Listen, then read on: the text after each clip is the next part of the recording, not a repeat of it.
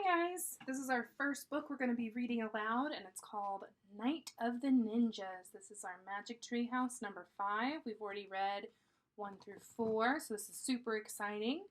And when we read a book, we always look at the cover. We notice the characters on the cover, things that are happening in the background, points of interest.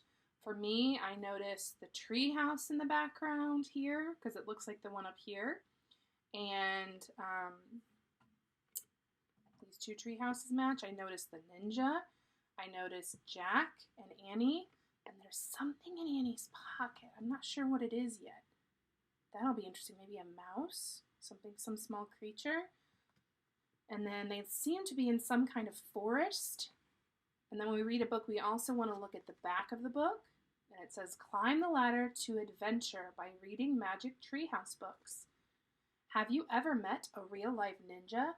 Jack and Annie do when the Magic Treehouse whisks them back to ancient Japan, where they find themselves in the cave of a ninja master.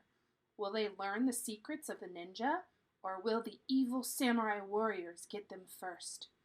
Discover some ninja secrets yourself in Magic Treehouse number 5, Night of the Ninjas. And on the back, like all of their books, they have the rope ladder and the tree that the Magic Treehouse is in. So we're going to have to find out what happens in Night of the Ninjas. All right, when we open these books, they always do a little, what's called an excerpt. It's just a little section that we're going to read in the book later, so we're not going to read that right now. Over here, on this side, it shows all of the Magic Treehouse books. When this one was published, there were 51. I know there's more than that now, but there are so many books.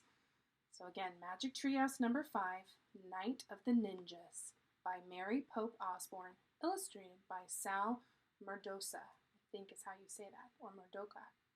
I'm not sure. I'll have to look that up. And down here we see that it's published by Scholastic. This book was dedicated to Pen Sultan. That's who the author wrote this book for. And then this is just more publishing information. If we look at the table of contents, just like our nonfiction books, our fiction books can have them too. So it looks like there's 10 chapters. There's the page numbers you'll find them on if you get lost. We have the prologue. That's something that happens before the story starts. Back into the woods, the open book. Ehai, I think, captured. Flames in the mist. Shadow warrior. To the east. Dragon water. Mouse walk. Ooh, I wonder if that means that thing on in her pocket was a mouse. I'll have to keep reading to find out. And the very last one says night, Peanut. Let's open up our book and begin. Oh, wow, look at that picture. We see the bookmark and the medallion with that letter M. In the last story, the pirate story, we figured out who M was. Let's see if it discusses that in the prologue. One summer day in Frog Creek, Pennsylvania, a mysterious treehouse appeared in the woods. 8-year-old Jack and his 7-year-old sister Annie climbed into the treehouse. They found that it was filled with books. Jack and Annie soon discovered that the treehouse was magic. It could take them to the places in the books. All they had to do was to point to a picture and wish to be there. Jack and Annie visited the time of the dinosaurs, Old England, ancient Egypt, and a pirate ship.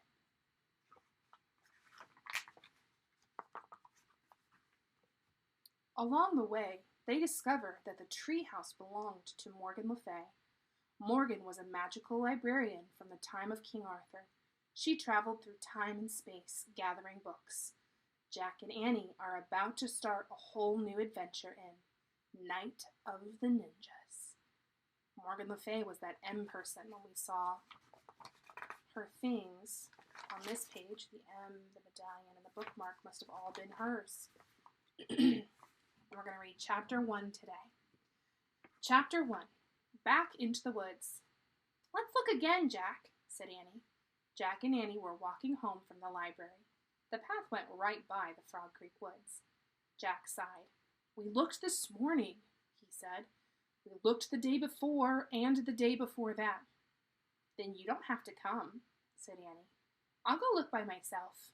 She took off into the woods. Annie, wait, Jack called. It's almost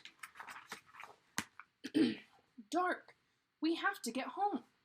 But Annie had disappeared among the trees. Jack stared at the woods. He was starting to lose hope. Maybe he would never see Morgan again. Weeks had passed, and there had not been one sign of Morgan Le Fay, nor had there been one sign of her magic treehouse. Jack! Annie called from the woods. It's back! Oh, she's just pretending as usual, Jack thought. But his heart started to race. Hurry! Called Annie. She better not be kidding, said Jack. He took off into the woods to find Annie. Night was falling fast. Crickets chirped loudly. It was hard to see through the shadows. Annie! Jack shouted. Here! She called. Jack kept walking. Here where? He called back. Here! Annie's voice came from above. Jack looked up. Oh, man, he breathed. Annie waved from the window of a treehouse. It was in the tallest oak in the woods. A long rope ladder hung down from it. The magic treehouse was back. Come on up, Annie shouted. Jack ran to the rope ladder. He started climbing. He climbed and climbed and climbed. You can see a picture of him climbing up the ladder. There's Jack. And there's Annie already in the treehouse. As he climbed, he looked out over the woods. High above the tree tops, it was still light. At last, Jack pulled himself into the treehouse. Annie sat in the shadows.